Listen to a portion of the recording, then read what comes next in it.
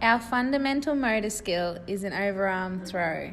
An overarm throw is a complex motor skill that involves single-handedly releasing an object forcefully over the shoulder. It involves numerous entire body moves to be completed effectively. Depending on their ability level, a range of equipment can be used. The cones and coloured markers should identify where the children should place their feet, as well as targets when practicing their aim. The hula hoops are useful for different activities and practicing aiming. Depending on the ability level, beanbags, small dodgeballs, larger dodgeballs, and harder balls such as tennis balls can be used. Here is an example of how the coloured markers can be utilised. When trying to ensure the children are paying attention, you can also get them to place the throwing equipment in between their feet so they are not distracted by it. An overhand throw is a fundamental motor skill that should be taught in the early years of primary school. The development of this essential motor skill is crucial for further development. The original movement needs to be established before the child can advance the skill and reach optimum development, such as using it in a specific sport like serving in tennis or throwing a javelin.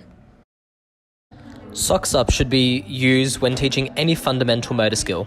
It includes safety, organisation, challenging activities, using key instructions, resulting in smiles and success from all students, the children having a deep understanding and all being able to participate despite their ability level.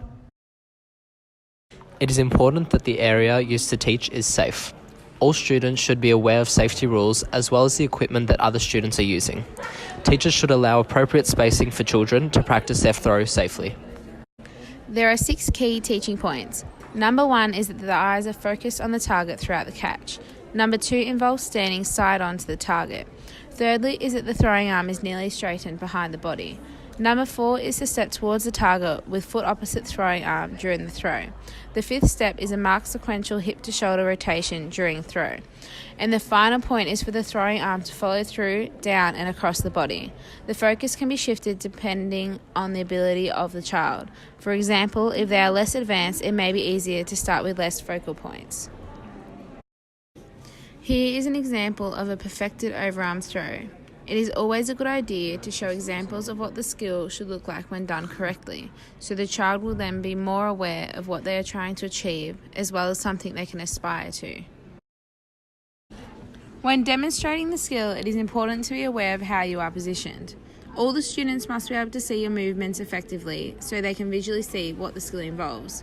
Other factors, such as where the sun is facing, should also be taken into account to ensure the children are in the best learning environment possible.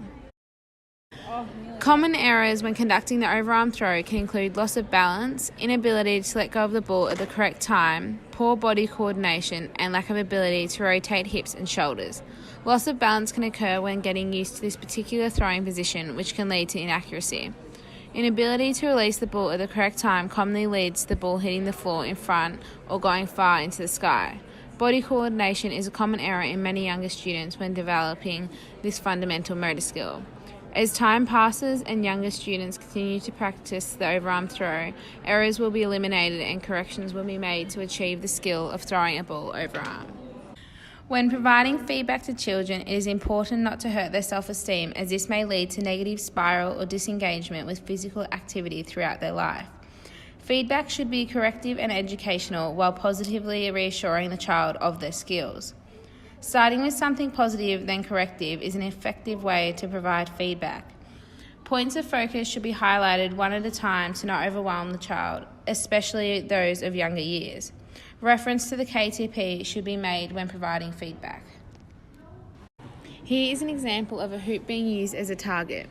This is effective when trying to improve the child's aim. Different balls can also be used to modify this activity. The target can also vary in size depending on the skill level of the child. The length which students throw the ball can be adjusted depending on their skill level, age, and the power of their throw. Here is a way to practice the overarm throw individually. This can also be an activity for the child to practice at home without their peers. You can also modify this activity for students that are left-handed by demonstrating how to do the skill with the opposite hand. Dodgeball is a great game to encourage the use of an overarm throw. It's a fun, exciting and inclusive game for children whilst further developing their throwing and aiming skills. It is important to use a softball at all times for safety purposes and to minimise the chance of injury. Other games that can be used to practice the overarm throw are Monster Ball, Chuck the Chicken, and Spot On. The easiest way for a group of students to practice the concept is to partner up and throw the ball to each other. This allows everyone to participate and further develop the skill, yet not making it too difficult. Depending on the partner's ability level, they can stand different distances apart or use different types of balls. For more information on this fundamental movement skill, refer to the Australian Curriculum website, the ACT Government website on healthy people and young children, the Fundamental Motor Skills book, and Cricket Australia.